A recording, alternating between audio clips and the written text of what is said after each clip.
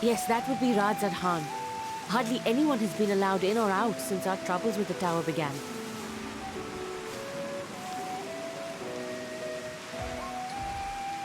The faithful citizens huddle inside the city walls, and commerce has all but ground to a standstill. I pity the satrap, the trials he must be facing.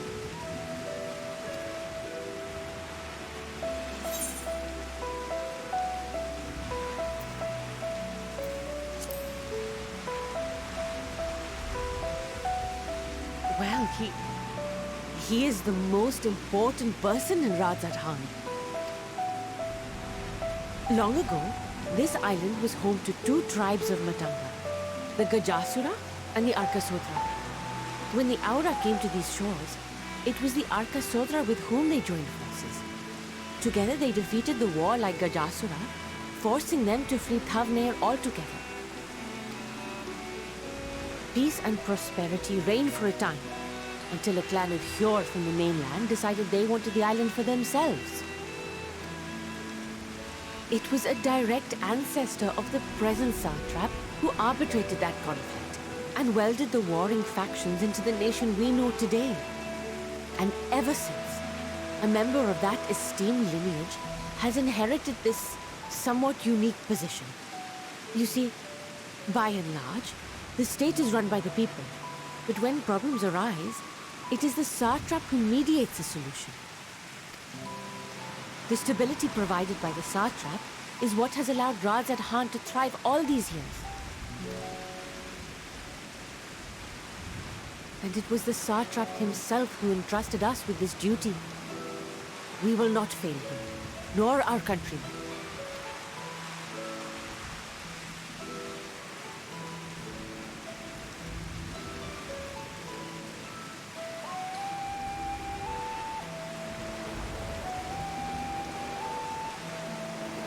What is the delay with the vessel? I told you I need to adjust those ratios.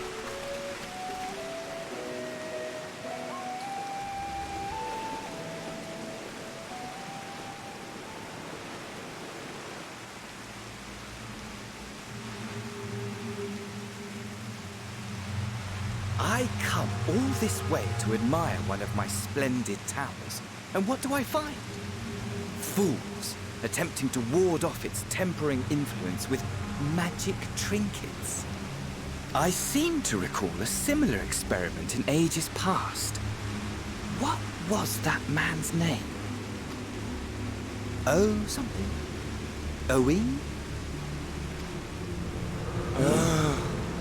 Another body, another time. Who could be expected to remember every trivial detail?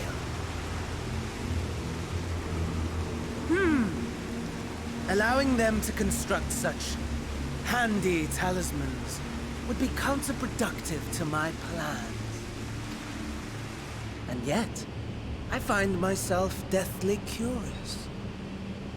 How will they manage this feat with the limited knowledge and resources at their disposal?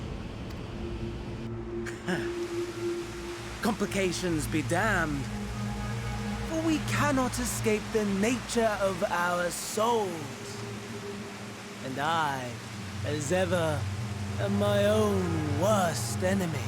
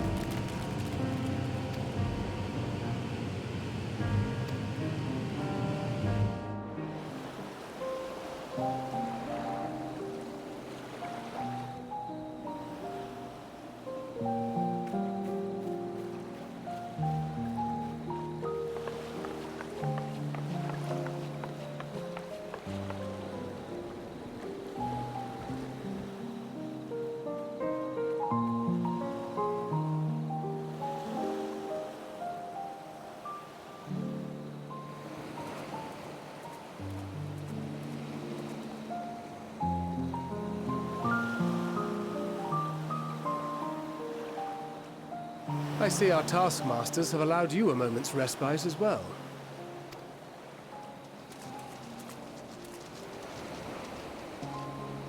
You have to hand it to these alchemists. They are determined to see this endeavor of theirs succeed. I've never been one for blind optimism, but I sincerely get the sense they're close to a breakthrough. They had better be, or all this effort was for naught. The peoples of Eorzea, of the Far East, of Thavner, children of this star united in common cause against a dire threat. Yet ere they succumbed to suicidal madness, were not the Telophoroi born of her body as were we. They who cling to life and the promise of the morrow's dawn, against they who desire death and an ending of their own orchestration. The victors of this war alone will hold the right to answer the question of existence, of its meaning, and its worth. Poetic and ominous to a fault. That said, if it's an existential debate in nature, then our arguments might not be as persuasive as you'd think. Fandaniel wants to die and take everyone with him in an orgy of pain and suffering. An utterly vile and unforgivable idea. And yet, when spat upon by fate and wailing in the deepest pit of despair, who among us can say they have not entertained similar thoughts? There are nights black as pitch, bereft of hope, and no words of comfort can reach you. And it's all you can do to grit your teeth and choke back the bile. The more you see and suffer life's injustices, the more difficult they become to bear. Vengeance is nurtured in similar soil. Though your anger has a broader focus, the sentiment is much the same. A fervent desire to destroy others, to see them drown in torment, as you have. That about sums it up. The will to endure is not always as strong as the urge to burn it all down and salt the earth. Survival be damned. It's a struggle, often close and brutal. Indeed. Well, I, for one, shall pray survival proveth more appealing in the end. As will I. Besides, our chances are much improved when we've the company of others committed to the cause of life. Our vengeful dragoon here is proof of that.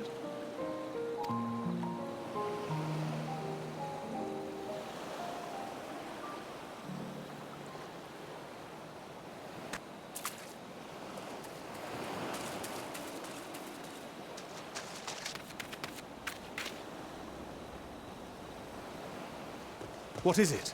What did you see?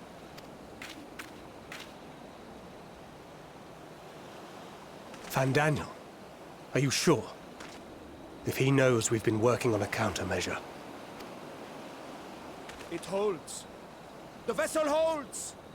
This is the one! At long last!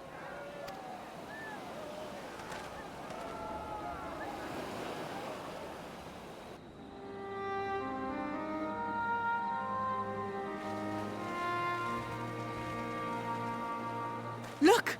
We have finally created a talisman strong enough to withstand our experiments! We've named it a warding scale for the time being.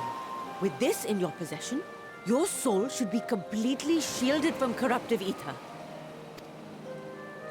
Afforded such protection, any one of us may approach the towers without fear. Thou hast mine admiration.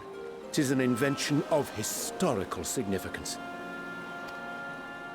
I thank you for your kind words. But I would prefer you keep them unsaid until we test the talisman's efficacy in the field. It is for the next stage of our plan that we summoned you in the first place, to accompany me to the Tower of Zot. Should the scale prove effective, as I very much hope it will, then you'll have little to do.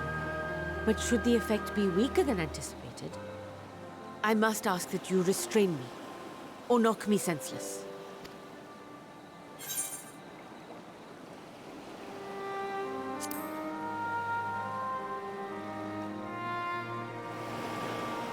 Either way, we are fortunate to have you with us. Nidana, are you certain you wish to do this?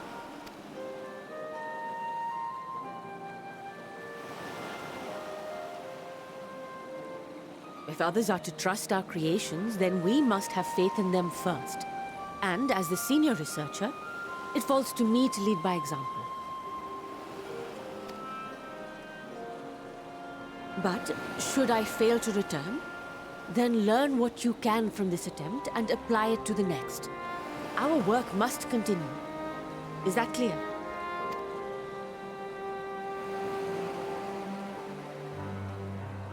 We'll keep an eye on the place while you're away. Assuming Fandaniel is lurking about, there's no telling what mischief he has in mind for us, or you. Be on your guard.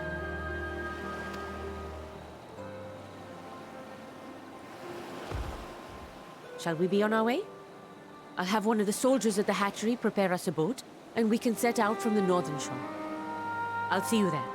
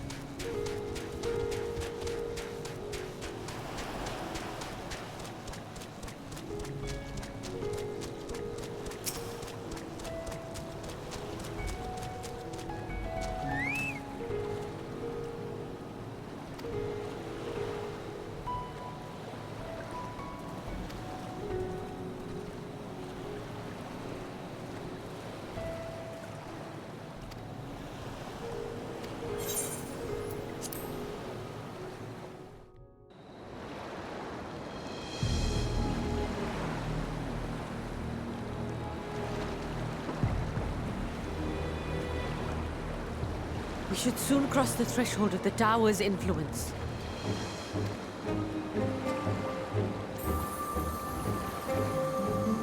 Any moment now.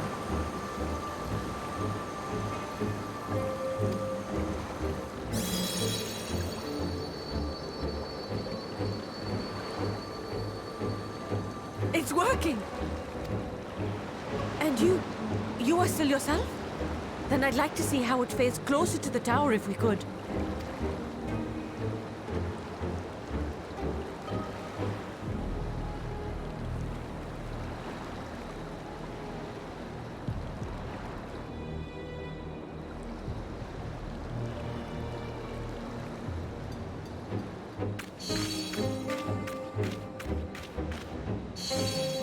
So far, so good. The scale's protection appears to be holding. If we can just make it to the tower's entrance.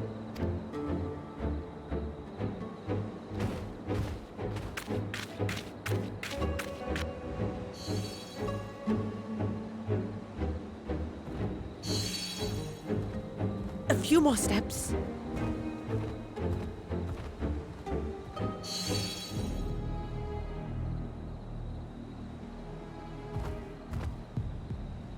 Praise be to the sisters, we made it! And the scale has proven itself to be everything we hoped it would be. Now we can focus on production. Once we've equipped and returned with an entire survey team, this menace will soon give up its secrets. What?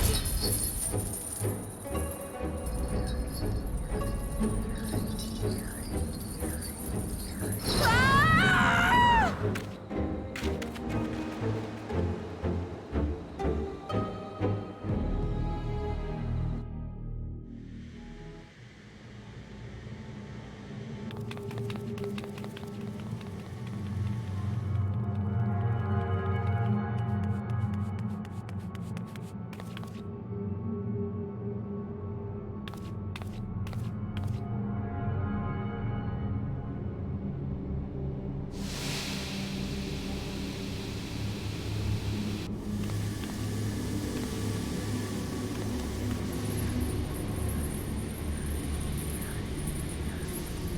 Oh, let me go! Oh, let me go!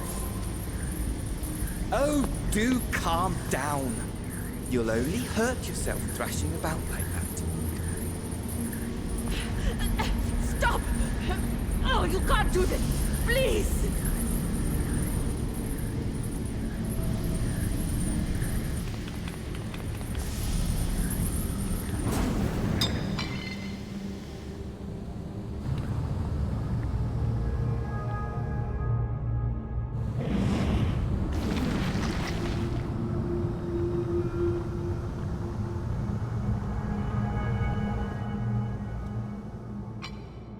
A little late for heroics, I'm afraid.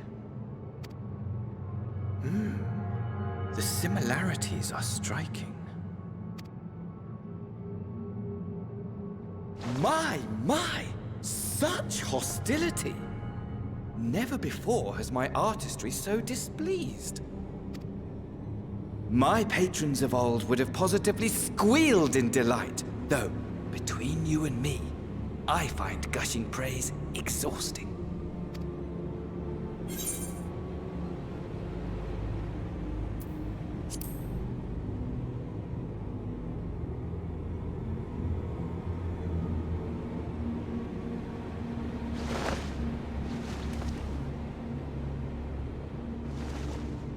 Allow me to tell you a story. Surely you've yet to hear the one about Van Daniel, the sundered Ascian. I inherited the position and the soul of the Van Daniel who sat on the convocation in the time of the final days, theoretically speaking. Practically speaking, that fact is of no consequence. I was born and lived as, well, me. Eventually, I was recruited into the Ascians and imbued with the former Van Daniel's knowledge and memories, but I never felt that they were truly a part of who I am.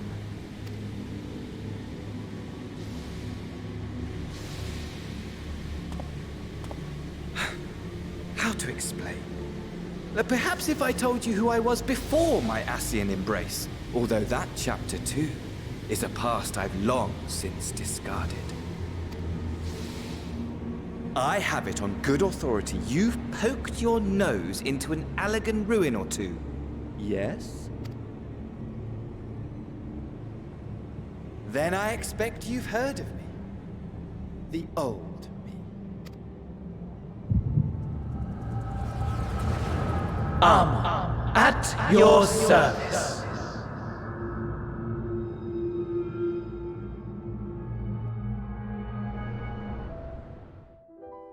Imagine a nation of unbridled prosperity. Every need met, day after day of unbroken, unshakable peace. Existence fulfilled and ripe for decay. You are a genius without peer, Amon. However do you conceive of such delightful experiments? That fool was beside himself with panic when he awoke with the head of a bull. Even his cries for help emerged as so much guttural lowing. Oh, the memory of it. My poor sides. My friends and I were so consumed by laughter we struggled to breathe. No more than entertainment for bored wastrels ignorant of its worth. My all-consuming work. But it was not their only indulgence.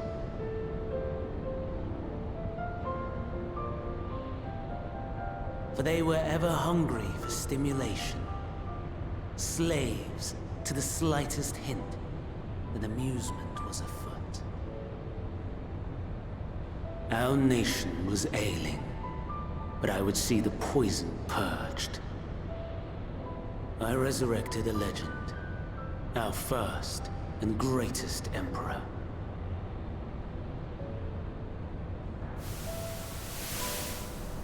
And just as I had planned, he set our wayward empire back on the path of conquest. An inexhaustible ambition carried us onwards, always onwards. Yet, he who delivered to us such glory was not to be satisfied. Heed me, Armon. No matter how vast one's empire, or full one's treasure vault, all is rendered meaningless by death.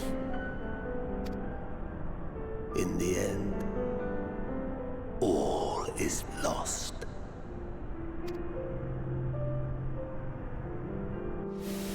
You know as well as I that the Emperor stands to lose this war. And so I have come to claim you. For while your methods leave something to be desired, we cannot deny the results of your work. And as fortune would have it, the seat of Van Daniel, your rightful seat, lies vacant and waiting. Take your place amongst your peers, rather than die a pointless death amidst the ashes of your doomed nation.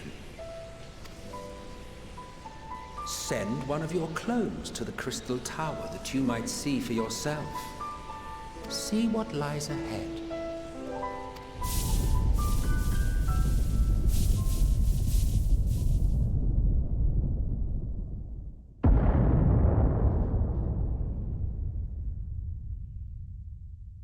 The fall of the Empire affirmed the truth, majestic and tragic, as the Emperor foresaw.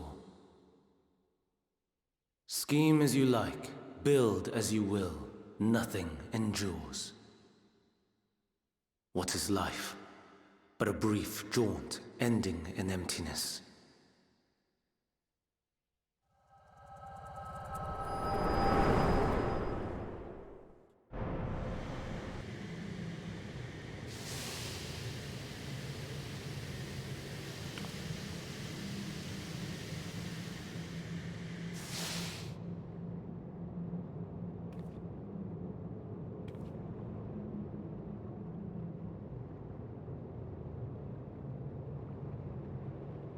So easily distracted. Why, I almost left without saying farewell. As for your friend, you needn't worry. These pawns are far more useful to me alive as fuel for the primals. If you attempt to pull them free, they will die. So, enjoy tackling that conundrum with your comrades. We shall meet again! Not in one of these minor spires, oh no, but somewhere more suitably grandiose. Your favorite playmate is ever so eager to